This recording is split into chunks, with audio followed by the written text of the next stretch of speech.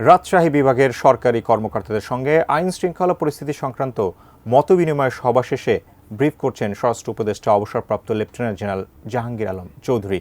আমরা এই মুহূর্তে ব্রিফিং শুরু হয়নি, তবে আমরা ব্রিফিংয়ের আগেই সহকর্মী বুলবুল হাবিবের কাছে যাচ্ছি। বুলবুল হাবিব, এই মুহূর্তে ব্রিফিং করার কথা রয়েছে, তবে ব্রিফিং কখন শুরু হবে আর কি কি আলোচনা হয়েছে আমাদের জানাবেন।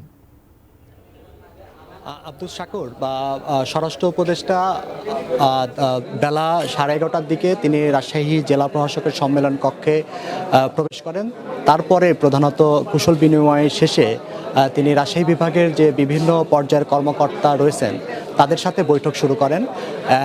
1.5 ঘন্টা ধরে বৈঠক চলছে। আমরা কিন্তু জেলা প্রশাসকের সম্মেলন কক্ষের বাহিরে রয়েছি।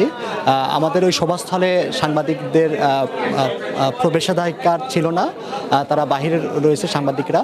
তো আমরা যেটুকু জানতে পেরেছি, যেহেতু এখানে পুলিশের আইজিপি মহোদয় রয়েছেন, রাজশাহী রেঞ্জের সব ইউনিটের পুলিশ সুপাররা রয়েছেন, কারা অধিদপ্তর, পুলিশ ইমিগ্রেশন, পাসপোর্ট অধিদপ্তর এবং বিজিবির মহাপরিচালক রয়েছেন এবং কৃষি অধিদপ্তরের কর্মকর্তারা রয়েছেন।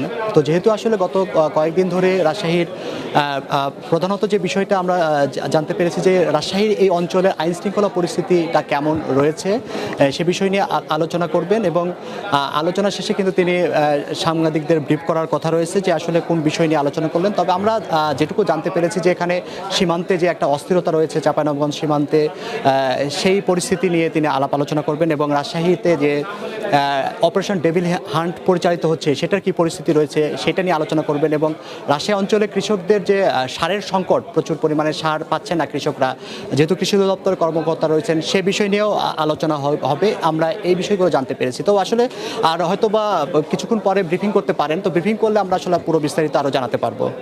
তো আব্দুল শাকুর, এই ছিল এখান থেকে এই যে স্বরাষ্ট্র উপদেষ্টার যে মত বিনিময় সভা চলছে তার খবর।